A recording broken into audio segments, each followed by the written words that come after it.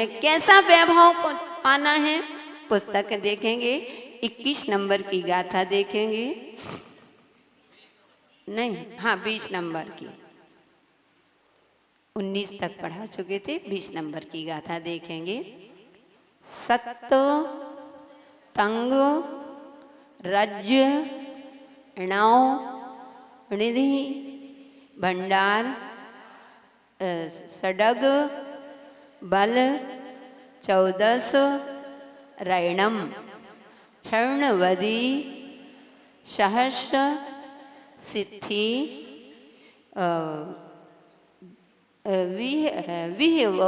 विहऊ, इसमें विहऊ लिखा है और एक में विहवम, विहवम वा के वा है और बिंदी रखिए, विहवम वो आपकी पुस्तक में लिखा है विहऊ, तो ये भी पढ़ सकते हैं, वो वह भी सही है।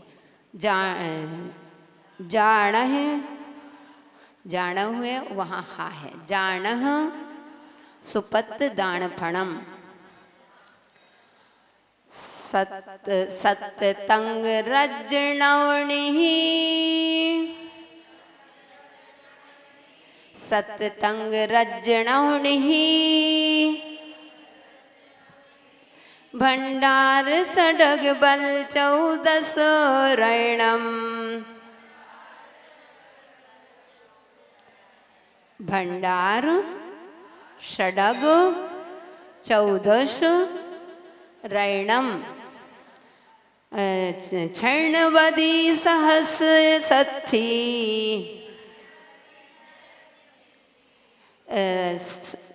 क्षर्णवदी सहस्र सिद्धि विभवम जाणहु सुपत दान फलम। एक कठिन गाथा है, एक एक तोड़ के पढ़ोगे ना तब आएगी, आपको ऐसे नहीं आए।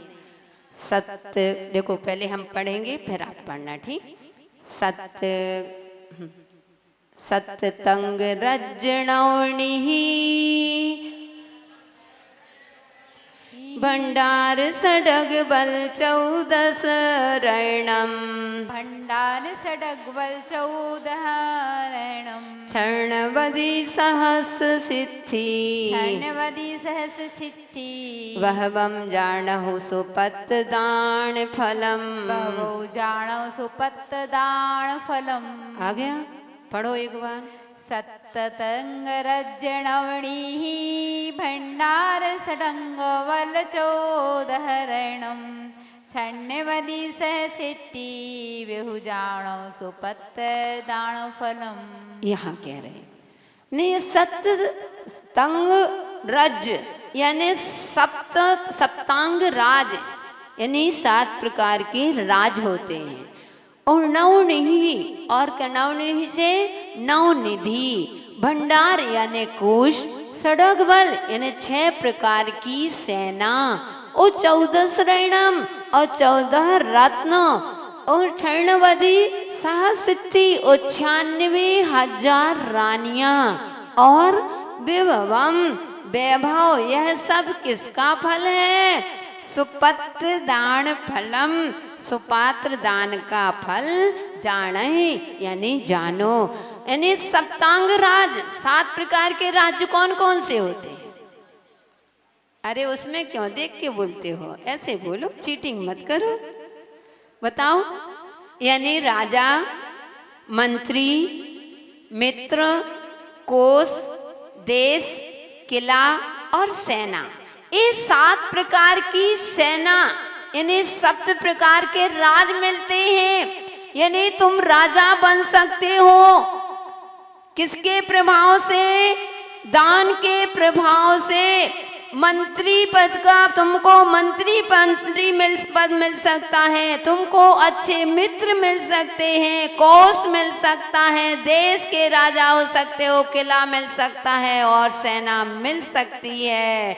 हे जीव, किसका प्रभाव है? दान का, सुपात्र दान का प्रभाव है। लेकिन विचार करो कि कभी हमारे सब कुछ कर लेंगे, जीमना करवा देंगे, भंडारा करवा देंगे, सब कुछ कर देंगे, मेहमान आएंगे तो भोजन करा देंगे, लेकिन सबसे ज्यादा अगर परेशानी आती है तो साधुओं को आहार कराने। चौका कौन लगाएगा? साधु को सभी लोग बुलाना चाहते हैं, कहते हैं जिस नगर में साधु नहीं होते आते हैं, सभी पुरुषों की भावना होती है कि हम साधु को बुलाएं, और बुलाना भी चाहते हैं। पहले का समय था तो पहले के लोग, अगर मुनिराज आदि को पता चलता था कि नगर में विहार हो रहा है, कि पूरे के पूरे लेने पहुंच जाते थे। आज अगर सुनने के एक साधु आते हैं तो सबसे पहले मीटिंग होती है, उसमें महिलाओं की ज्यादा बुलाई जाती है, क्योंकि चौका कौन लगाएगा? चौका कौन लगाएगा? चौका पुरुष नहीं लगाएंगे, चौका आपको ही लगाना पड़ेगा। लेकिन आज के समय में नहीं, हमारे बस की नहीं है। और कोई करे तो ठीक, हमारे मत्थे तो लाना नहीं, हमारे बली बूते मत लाना, हमारे नहीं रहता स्वास्थ्य, हम तो वैसे नहीं घर में नौकर चाकर लगे, हमारी आदत छूट गई। ओहो, कर लो, जब तक तेरे पुण्य का बीता नहीं करार, तब तक तुझको माफ है, औगुन करो हजार। आज तुम्हें पुण्य के उदय से सब कुछ मिला है, आज राज कर रहे हो, और जब चौका का नाम आता है तो कहते हैं हमसे चौका नहीं लगता है, हम पैसे दे देंगे, रोटी वाले को बुला लो।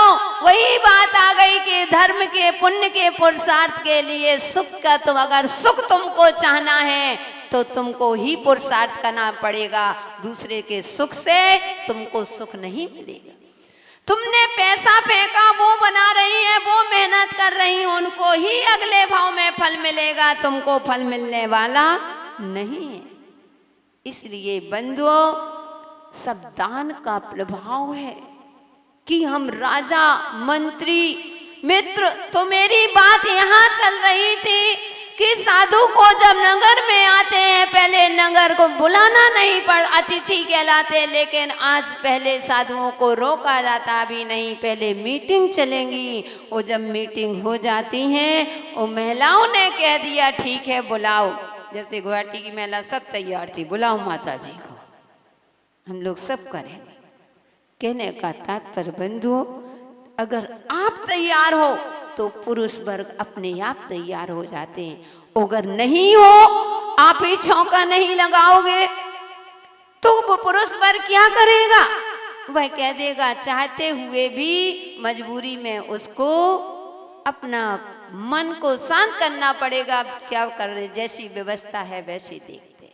कहने का तात्पर्य बंधुओं, ये सब हमको किससे मिल रहा? अच्छे से पढ़ना, 300 रुपए की मूर्ति मत बनना कि यहाँ से सुना और इस कान से निकाल दिया कि गुरु माँ का प्रवचन बहुत अच्छा प्रवचन था, बहुत अच्छा प्रवचन, आनंद आ जाता है, लेकिन कोई पूछे क्या बोला था गुरु माँ ने, पता नहीं।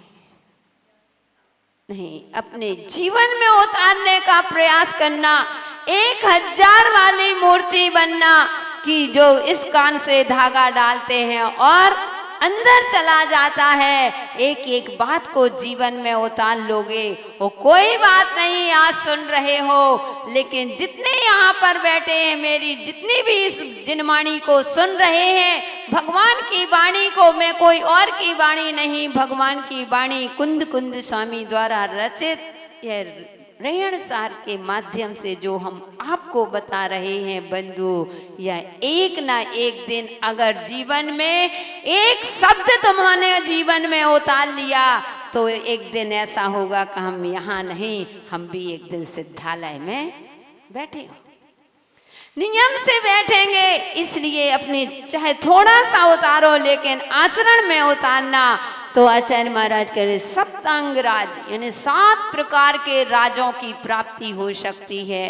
माता जी कोई मंत्र बता दो, माता जी ऐसा कर दो कि मेरे बेटे की शादी हो जाए, बहू अच्छी आ जाए। अरे बंधु, बहू एक के लिए ढूंढ रहे हो, रेहण सार ग्रंथ पढ़ रहे हो, आचार्य कुंद कुंद स्वामी कह रहे हैं सुपात्र को दान देना सीख लो, तत्काल तुम्हारी देखो, अगर 2-4 महीना लगातार आहार लगाओ चौका और 4 महीने आहार दोगे, देखना तुम्हारे यहाँ अच्छी बहू, बिल्कुल सुशील बहू, अच्छी बहू, संस्कार लेकर के, वो भी कार लेकर के नहीं आएगी, संस्कारित बहू आएगी। क्योंकि हमने आपको बताया था जो संस्कार लेकर के आती है जो बहू, वह अपने परिवार को चलाती है, और जो कार लेकर के आती है वह अपनी सरकार चलाती है। इसलिए बहू आएगी, बहू रानी नहीं। तो दान के प्रभाव से 96,000 रानियां प्राप्त हो जाती हैं। ओहो, क्या दान की महिमा है। हे भगवान, क्या आपकी वाणी में खिरा था। कभी आपने सुना है ऐसा कि 96,000 रानियां भी आहार सुपात्र को दान देने से मांगा नहीं था। 14 प्रकार के रत्न मिल जाते हैं, इतने प्रकार की सेना मिल जाती है, इतने प्रकार का राज, इधर तो एक दुकान भी नहीं है। अभी तो एक दुकान भी, स्वयं का मकान भी नहीं है। 6 खंड के अधिपति बन जाओगे, ज्यादा मेहनत नहीं करना। कहाँ कौन से बैलेंस में रख रहे हो, कहीं ना किसी से लोन लेना पड़ेगा ना कुछ, बस एक बार दान दे दो।